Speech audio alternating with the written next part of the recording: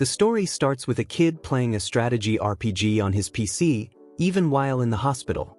Out of nowhere, his body gets heavy, everything goes black, and his mind is sucked into an imaginary ocean. Until, suddenly, he wakes up in a forest, sitting all cool on a stone throne.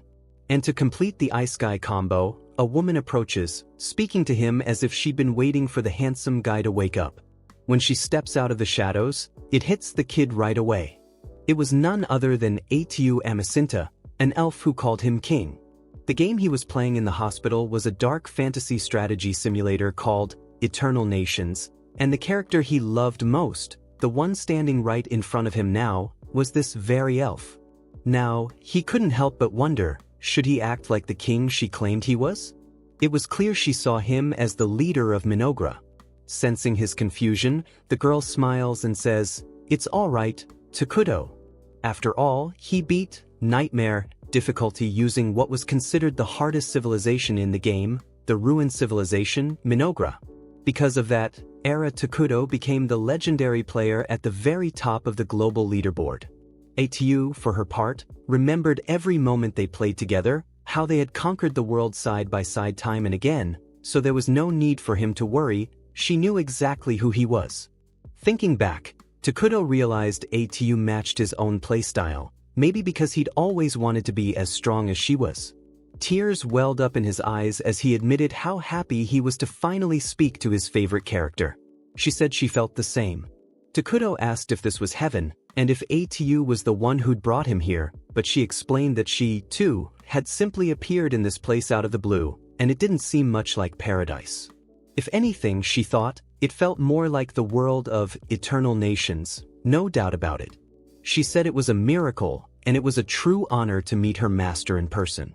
With that, the elf knelt before the boy, took his hand, and invited him to start again, just the two of them, building a kingdom of their own. As tempting as the offer was, Takuto was still lost in confusion. Even so, with his loyal companion by his side, maybe this was his chance to relive those golden days in this new world. So, Takuto called on his servant to begin their journey together. Au Amacinta introduced herself as the child born from the mud who will bring destruction to the world, declaring that, from now on, her body and mind belonged solely to her master. Hearing this over-the-top speech, Takuto cringed so hard he almost had a stroke. He realized that saying this stuff in real life is way harder than in the game, and Atu admitted it was a little embarrassing for her, too. Still, the king decided to play along, calling the elf his first and only subordinate, his confidant and right hand. Then Takuto asked if his servant knew what Minogra's first move should be, and in perfect sync, the two replied, "Let's go into hiding." Next, Takuto summons a scout using emergency production. Without delay, a creature known as a long-legged insect crawls out of a portal, a sight both Takuto and Atu found a bit gross, to be honest. Still, Takuto reminded himself that Minogra was a civilization of moderation that wielded evil and ruin, so they'd need to keep that in mind. For Atu, that meant they had to do everything possible to avoid revealing their true identities. First order from the king, he sent the insect to scout the area without being seen. Watching the bug scuttle off, Takuto realized he could see through its eyes.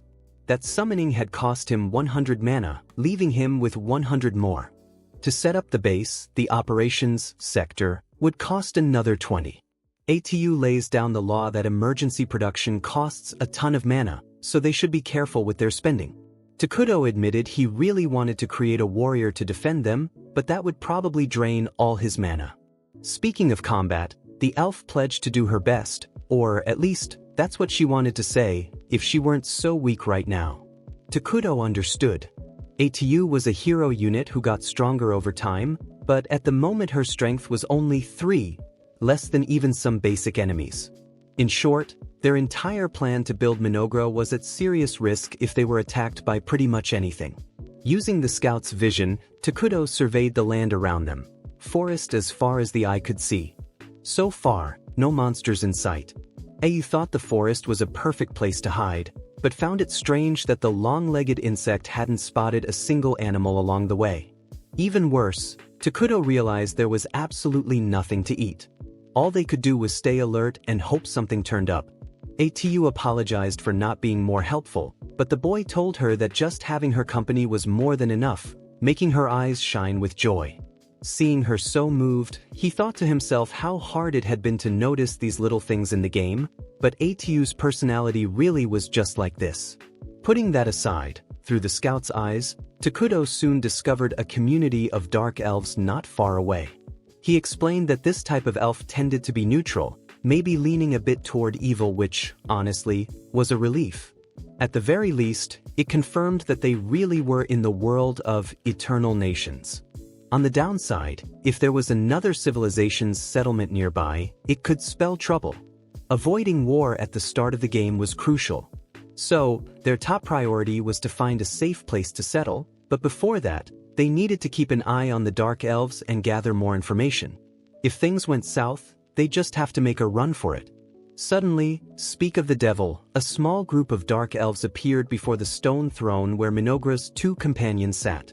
To them, our man Takuto was just a shadowy, sinister figure, a vision so terrifying it made their leader, Jia, break out in a cold sweat.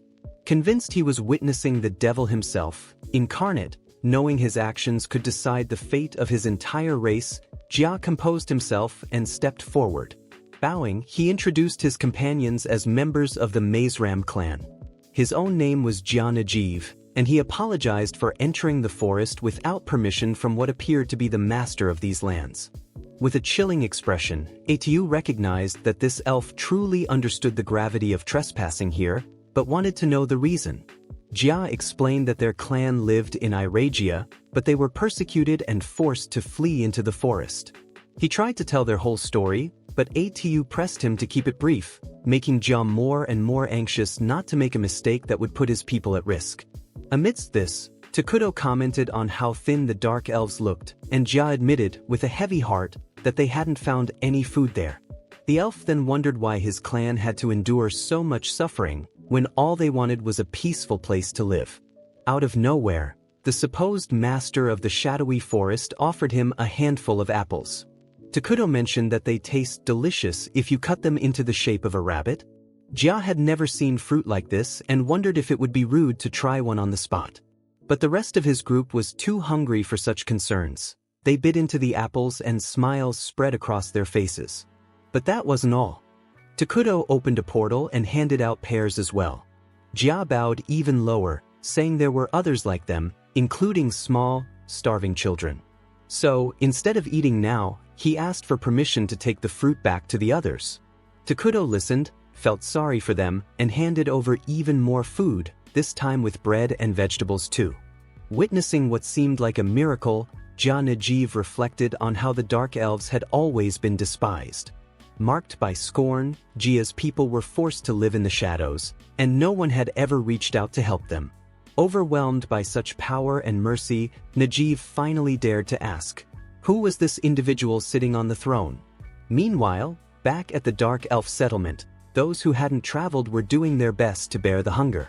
Then, suddenly, the foraging party returned, their leader grinning from ear to ear with the best news possible. The famine was finally over. With all that food, joy swept through the whole village. Later, while the community slept, Najeev sat by a campfire. The old elder Molter came over to compliment the chief on his work. Molter said he'd lived a long life, but never had he seen such strange and delicious fruit. Najeev agreed. And that was exactly why the old man wanted to know what had led the clan to such circumstances. Ready to share the truth, Jia said he'd met a legendary being deep in the forest. According to legend, a being was sealed away in the cursed lands. Molter was stunned, wondering if the expedition had encountered the ruined king, a figure found in old books and stories. When the world reached its limit, the ruined king would appear, bringing devastation to all. As much as no one could say for sure, it was also impossible to say the legend was just a lie. Jia, for his part, never caught the being's name, but had to admit that the frightening appearance fit the title of Ruined King all too well. The entity was simply beyond comprehension, but at least he had a servant who could clarify his words. Whatever the case, even without certainty, Molter senses that this is nothing good. Now that his stomach and a bit of his mana are replenished, The elder can feel it clearly. This forest is far from normal. He wonders if Jia gave the entity something in exchange for the food. But the chief insists that's not the case. Molter doesn't buy it. He argues that the King of Ruin would never do a good deed without expecting something in return.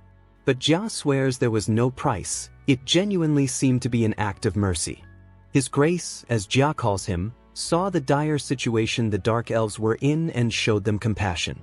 Hearing this, Elder Molter is infuriated that Jia would refer to the King of Ruin as His Grace, and starts to suspect that the leader has fallen under the entity's spell. That's when an argument breaks out between these two pillars of the community. Jia insists they owe the utmost respect to someone who fed their people. In fact, he turns the question back on the elder, asking what he would have done. But even Molter can't answer, so he apologizes. From now on, he declares, as the head of the Maze Ram Dark Elves, he'll personally handle matters with the King of Ruin. After all, Molter has lived for 2 centuries, he's sure he can figure something out. Meanwhile, back with Minogra's founders, Atu scolds her master for blowing through a bunch of mana to feed the Dark Elves, reminding him that they need to start building their own nation. Takuto, a little sheepish, admits that he needs his companion now more than ever. Hearing this, Atu drops her tough act and slips into a weirdly love-struck, submissive mode, as if a single kind word from her master is enough to make her melt completely. Takuto, meanwhile, laments that he just couldn't manage to communicate properly with the Dark Elves. No matter how hard he tried, the words just wouldn't come out. Atu confesses she thought he was just trying to act like a mysterious mastermind who hates long speeches and lets his subordinates handle the details. But the truth is, my friends, the kid is just terrible at communication. He never was in his previous life, and it's not like he was suddenly going to become a master of rhetoric and charisma overnight. In other words, he wasn't quiet to look cool, he was quiet because he's shy as hell. The next day, the Elder Molter asks the young elf leader if he's ready to return to the place where the King of Ruin awaits them. As soon as the elf agrees, the experienced elder gets a bad feeling about it, worried about what that entity might want in return for helping his people. Even though Jia insists he never mentioned any kind of payment, the old elf knows the score. After all, evil beings always expect some kind of reward. Regardless, he understands the Dark Elves need the king's help to survive. Jia agrees, pointing out that even if they left the forest to search for food, they could still come back empty-handed. Speaking of leaving the forest, Molter reminds them that one of their hopes is for the clan to reach the Dark Continent and find a kingdom where they won't be hunted, and that maybe this is their last chance. With that said, both leaders agree on one thing: the fate of their people is in their hands. But what they don't know is that our boy Takuto is spying on this whole conversation thanks to his scout. The scene then changes, where the scout quickly returns to his master to report that the Dark Elves would be arriving soon. Atu, our protag servant, already suspected the elves wouldn't be able to carry all the food in a single trip. Takuto, for his part, points out that having people with different cultures and technologies nearby could easily lead to conflict.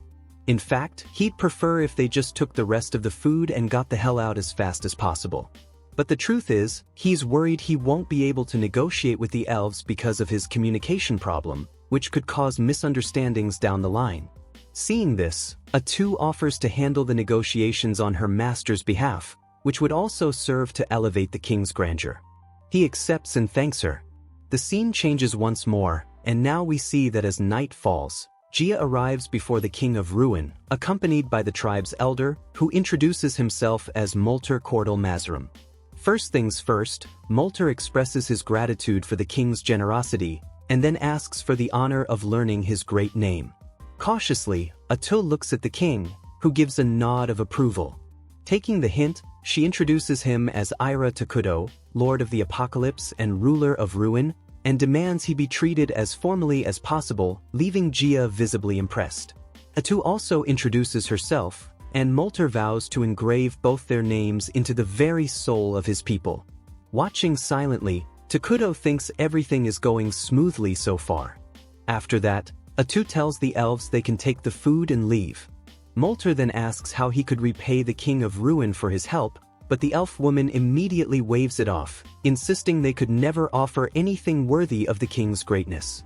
Besides, since the Mazrim clan has nothing valuable enough to match such generosity, Atu interprets this as a suspicious attitude, which makes the exchange tense. She questions if the elves are planning something behind all this empty talk. Sensing the tension in the air, Takuto whispers a few things into his servant's ear. She flips out, grumbling that these elves are terrible negotiators and that if they don't leave the king alone, they'll only cause trouble and should be annihilated for it. Raising her voice, Atu declares that their heads would look perfect mounted on pikes. Takuto, meanwhile, tells everyone to calm down, guessing that the Mazrim just want to build a relationship that benefits everyone. So, maybe it's best to accept some form of compensation just to put their minds at ease. With that, Atu turns to the Dark Elves and announces that the king is willing to accept a token of gratitude for his charity. As relief washes over the Mazrim's faces, Takuto realizes the elder must have suspected a catch, considering the King of Ruin's evil alignment. Picking up on these unspoken cues, Atu calls the old man a fool for thinking Ira Takuto is some wicked ghost or malevolent spirit. Setting that aside, since she has no idea what to actually ask for in return, she thinks for a moment and decides it would be good to hear everything the Dark Elves know about the world beyond the forest. Molter offers to share all his knowledge, and Atu demands that the Mazrim clan leave the forest once their pact is fulfilled. Gia is clearly shaken by this demand, and Takuto immediately sees he's much easier to read than the elder. Molter admits that nothing would make his clan happier than being allowed to stay in the forest, but Atu won't allow it. Furthermore, if the Mazrim want to keep the lives that were spared, they must not speak of what happened here. Faced with the weight of this ultimatum, Gia seems ready to protest, but Molter calms him and resumes the negotiations, expressing gratitude for the audience with the king and agreeing to everything Atu laid out. As the Dark Elves depart, Takuto wonders if this is really the right thing to do. After all, if the Mazrim are exiled, they'll likely collapse somewhere along the way. Knowing that exile could very well mean death, the King of Ruin extends his hand and invites the elves to become his subjects. Outraged, Atu asks what the hell the king is thinking. He explains he was considering using the refugee system. After all, Dark Elves aren't inherently good or evil, but if they're accepted as refugees into the civilization Takuto plans to build, and if things work like they did in the game, the elves would eventually become evil like them. Atu agrees it's possible for beings of different evil alignments to coexist, but points out that Dark Elves are nothing like Minogra's main citizens, the homunculi, which could create friction. Takuto admits it's risky, but asks Atu to jog her memory and remember what the homunculi look like, and if she could handle living with only those creatures as citizens. She admits it's impossible to put up with their ugliness and stupidity for all eternity and that it would mess with their minds. Atu turns to the Mazrim and announces her master's intention to soon found a nation. If the elves are willing to become citizens, they'll be protected by the king and promised eternal happiness. Last but not least, Atu tells them the real deal. The Dark Elves will become evil beings. With that, they're free to choose their own fate. But, adding a personal note, Atu assures them their side is a lot more fun than it looks. In the next scene, while walking toward the Dark Elves tribe, Atu kept reminding Takuto to watch his step, since he was barefoot. She pointed out that, although it took some time, the Mazrim had finally agreed to become citizens of Minogra. Even though they hesitated at the idea of becoming evil, deep down, they knew from the start this was their best option. Eventually, the pair arrived at the tribe and were greeted by the people, all kneeling in respect. Some looked genuinely excited at the sight of that mysterious entity, while one elf even fainted after feeling the dark miasma swirling around him up close. Soon after, Takuto was led to a throne, and Atu formally welcomed all the Dark Elves as citizens of Minogra, which was now officially founded. From that moment on, the safety of every member of the Mazrim clan would be protected by the great King of Ruin. Still confused, Gia wondered if that was all that would happen. He'd been told that he and his companions would become evil, but he didn't feel any different. Suddenly, a deep-seated hatred welled up inside him, a rage against those who had hunted, mocked, and exiled his people from their own land. Another elf felt the same, which made her declare that she hated every living being in existence. The same feeling could be seen on the faces of every elf in the tribe. Amid all this, Takuto approached Gia to ask if he was alright, and the Mazrim leader realized that this, too, was a form of happiness, the joy of being cared for. Then, with tears in their eyes, all the elves greeted King Ira Takuto, their enthusiasm so overwhelming that even the king himself had no idea why everyone was so worked up. Meanwhile, Atu simply smiled with pride and satisfaction. A few days after founding the nation, Takuto looked at the map of the continent that Molter had given him and muttered that he was cornered. Atu asked what was going on and, flailing on the floor like a kid throwing a tantrum, the leader complained that their kingdom had the worst possible starting position, as there were already two major nations on the continent. To the east was the Holy Kingdom of Qualia, a human civilization devoted to the holy god Arlos, and to the west, Elna, a kingdom of elves who worship nature. In other words, if either of those nations discovered their evil nation to the south, there wouldn't be anything left but dust, especially since Minogra was just starting out and still incredibly weak. To make matters even worse for our protagonist and his people, these lands were so cursed they didn't have a single natural resource they could harvest. However, it wasn't all a tragedy.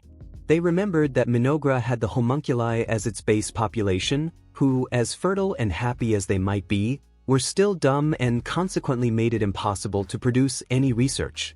But now, for the first time, the nation didn't have to rely solely on them, since the Dark Elves were part of the kingdom and could cover those weaknesses. Speaking of which, Atu's ears twitched. She announced that the elves were back, ready to report on the outside world. Without delay, the tribe's elder met with the King of Ruin, alongside the other elf leader. This time, Gia brought his assistant, Emil, since she was smart and well-versed in legends and the ways of other nations. Turning to plans for the future, Atu revealed that the Mazrim would be assigned to key positions in Minogra's administration. Molter would oversee state affairs, since he could use magic and it was a position of great responsibility. Gia would lead Minogra's warriors, also taking charge of recruiting new forces. Gia enthusiastically accepted the new role and promised that if the king commanded, he would show no mercy to any enemy and would display their impaled corpses as a warning. Hearing this, Takuto nearly crapped his pants, leaving Gia genuinely confused. To smooth things over, Atu explained that Takuto preferred peace, which left Gia kind of bugging out. After all, why the hell would the King of Ruin be a pacifist? Anyway, with everyone's role set, Atu told the elves to get some good rest, and when they were in good health, to start building houses.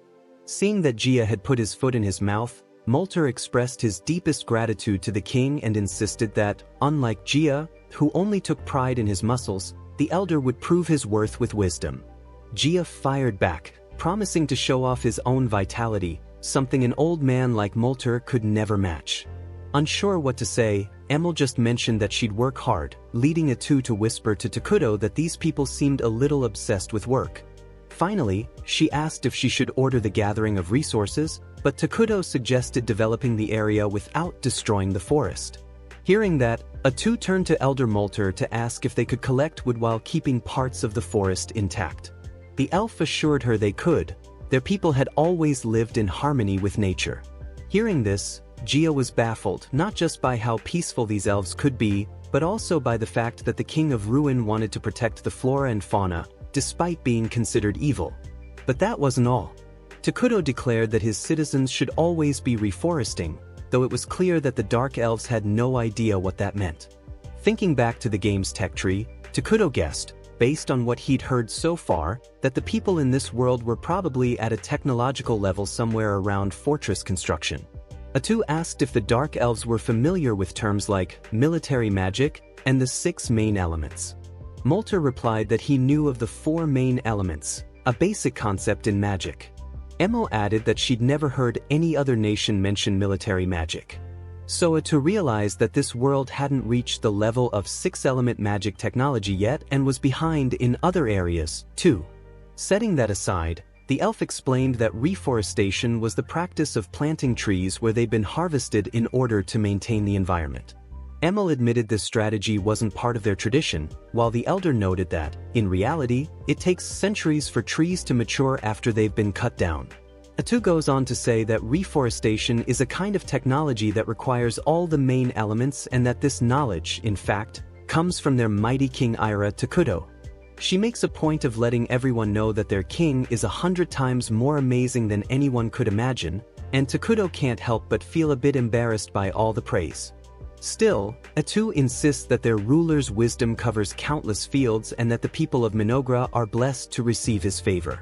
Emil asks if the apples they were given are also the king's invention, and Atu, without batting an eye, confirms they are, and then casually adds that the grapes are his creation too. Speaking of which, Emil says she planted the seeds of that purple fruit and can't wait to watch them grow. At that moment, Takuto realizes he could use emergency production to create things that don't even exist in the game, like gunpowder, metals, and oil.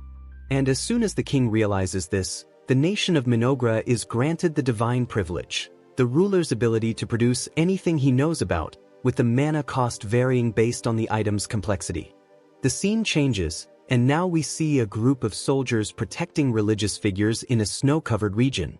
One of them comments that he's heard the saint has a special power, though he doesn't really believe it. The other, however, just tells him to wait and see. And as soon as he says that, a horde of goblins attacks the group. The saint steps forward, preparing to punish the invaders for disturbing the peace of the holy kingdom of Qualia.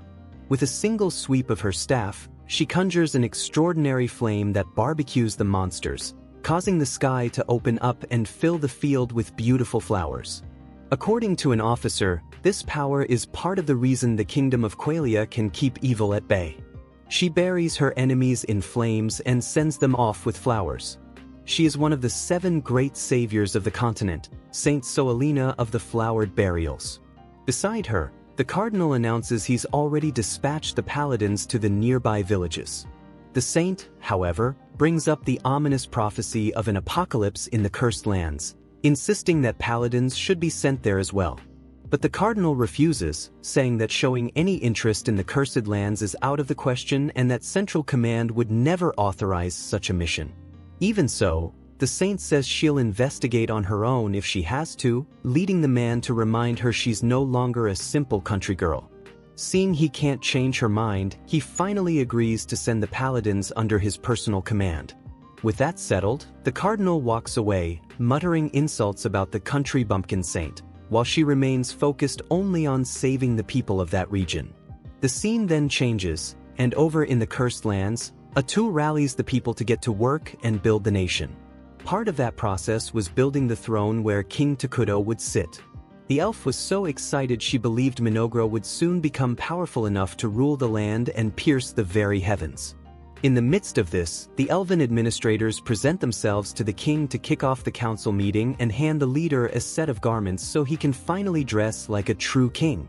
With that done, Atu announced it was time to discuss domestic policies, though Takuto seemed far more interested in admiring his new little outfit and his throne than in deciding the nation's future. Embarrassed, his assistant decided to first discuss things among themselves and only consult the king on certain key points. As the meeting begins, Molter asks which buildings should be erected. Jiao explains they've already started preparing the land. Atu replies that the first project will be a food production facility. After all, you can't wage war on an empty stomach. Molter wonders if the king couldn't just use his powers to create an endless supply of food. Our dear Atu is offended by the suggestion that their leader should be stuck doing that all the time. Besides, she points out, they'd still have to figure out how to distribute the food as the nation grew. After Molter apologizes, the king's assistant places a strange plant on the table that makes the other elves recoil. She explains it's a meat tree, in other words, one of their civilization's food production facilities, which produces a mysterious meat that tastes like human flesh. Molter mentions that not everyone could handle eating human meat every day, but Atu says they'll only plant those trees to start. She adds that they'll need a hut to manage the tree and a storehouse for the food, and Emil is put in charge of that. At that moment, this devil nicknamed a tree asks them to be nice to it, sending Emil into a pure state of panic. The next topic on the council's agenda was research. In Atu's view, as a small nation, they urgently needed to acquire advanced magical technologies, a sentiment the king shared with enthusiasm. Molter confesses he was also happy to study magic, since it was a passion of his. He asks what kind of magic they'd be researching, and Atu doesn't hesitate, saying it's military magic. She explains that normal magic can only hit dozens of enemies at once, while military magic can decimate armies of thousands, reshape the land, and offer all sorts of strategic advantages. Molter and Jia are amazed that such spells even exist. Takuto assures them it's not a particularly difficult technology, so it should be developed quickly. With that said, Elder Molter enthusiastically takes charge of researching military magic. Last on the agenda was military planning. Jia points out that they first needed to organize an army. Takuto replies that they wouldn't focus on that just yet, while Atu explains that not only do armies not produce anything, they also consume resources. Jia understands but reminds everyone that their current group of warriors isn't enough to protect the king. To make matters worse, Molter reveals that both he and Jia have bounties on their heads. Faced with this situation, King Takuto declares that they will create a hero. Atu loves the idea. The hero might be expensive to produce, but it has virtually no upkeep costs. Jia asks what exactly this hero would be, and the elf explains that in Minogra, there are several heroes who serve the king. All of them are powerful and possess unique abilities, though they're all monsters in their own right. There are various conditions that must be met to summon them, but soon they should be able to call at least one. Besides, as the king reminded everyone, armies are expensive and draw too much attention. Taking that into consideration, creating a hero could be a smart move. And with that decided, they set out to create a hero and give Jia the peace of mind he so desperately needed. After making that decision, Takuto remarks that, honestly, discussing internal policies is actually kind of fun. But leaving that aside, he reflects that they're also collecting mana from their citizens, which means the nation's mana reserves are in good shape. The amount they collect is directly tied to the people's happiness. Therefore, the happier the citizens, the more the nation thrives. The scene then changes once more, and now we go to the Holy Kingdom of Qualia, where a warrior named Lonius has his prayer interrupted by a supposed emergency. He's not happy about Vertil's lack of respect for the sacred place. As Lonius tucks his ring away, Vertil jokes that the man's wedding band must have become a lucky charm. He asks the names of Lonius's wife and daughter, but he's ignored. Vertil insists, explaining that a high-ranking paladin is demanding an answer.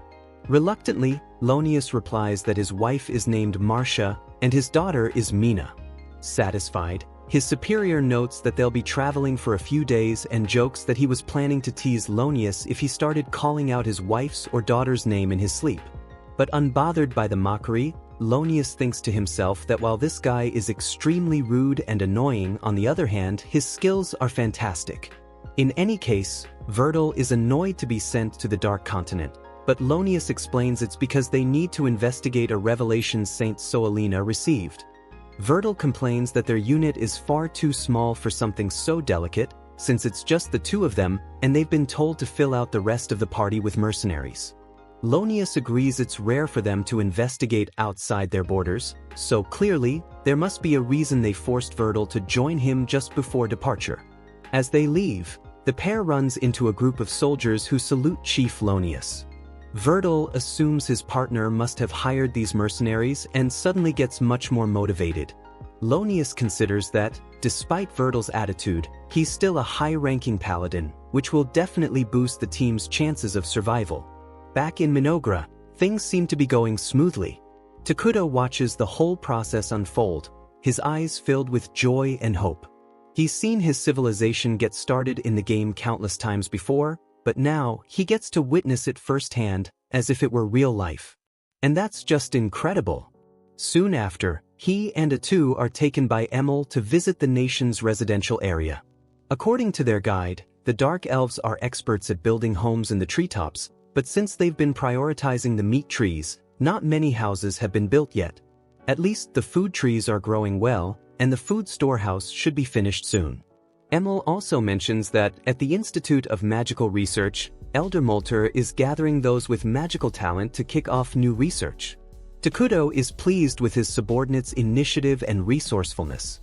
And most importantly, the Dark Elves, who were once so thin and exhausted, are now full of life. Emil, a little anxious, asks what the king thinks of all this, since they've all been working so hard to repay the mercy he's shown them. Takuto assures her he thinks it's all amazing and says he's happy to welcome the Dark Elves as citizens. And she, realizing she's been recognized for her hard work, starts to cry with joy. After composing herself, she points out that the meat trees are almost ready for harvest, all thanks to the agricultural tools the king provided. With a haunting voice, one of the trees claims its fruit is almost ripe enough to eat, sending shivers down Emil's spine, while Atu, thrilled, celebrates that they've finally secured enough food. Emil then wants to show them the water source she'd mentioned, but on the way, she senses something strange in the forest, and her suspicions are confirmed when they reach the water. Gia and Molter arrive soon after, but Emil reveals that, unfortunately, the water is no longer good. Molter examines the color and agrees, but Atu takes a sip and declares it's perfectly fine. The Dark Elves are taken aback, but she reminds them, this place is known as the Cursed Lands, and this is proof that the area has truly become part of Minogra's domain. Takuto asks the elves to take a deep breath, and as they do, they feel their minds become sharper and their bodies noticeably stronger. Atu says the Cursed Lands benefit evil beings, while harming those who are neutral or good. Hearing this, Gia drinks the water and finds nothing wrong with it. Takuto points out that this conquered territory is perfect for defense, and soon, all of Minogra's land will be the same. Grateful for the king's immense power, Elder Molter notes that the only downside is that this transformation makes it easier for enemies to spot Minogra's territory. Once again, Gia insists they need to form an army. Unfazed, Atu reminds everyone that they'll be creating a hero, to which Molter admits, with some confusion, that he has no idea what that means. And well, sometimes actions speak louder than words, so the elf thought it would be easier to show what she meant. At that moment, magical, shadowy tentacles shoot out from her back, slicing through the trees behind her as if they were razors. After that visceral demonstration, the elf revealed that she herself was a hero and that what they had just seen was nothing compared to what she could do at her peak. In other words, heroes have the power to wipe out entire armies on their own. Takuto explained that heroes only get stronger over time, even if they barely lift a finger. So, as long as they can stay isolated, Atu alone would be enough to defend the nation for now. Still, after his subordinate's little demonstration, the king couldn't help but complain that she didn't need to cut down half the forest just to prove a point. Once again, the sheer power of King Takuto and Tlamacenta left the Dark Elves awestruck, completely won over.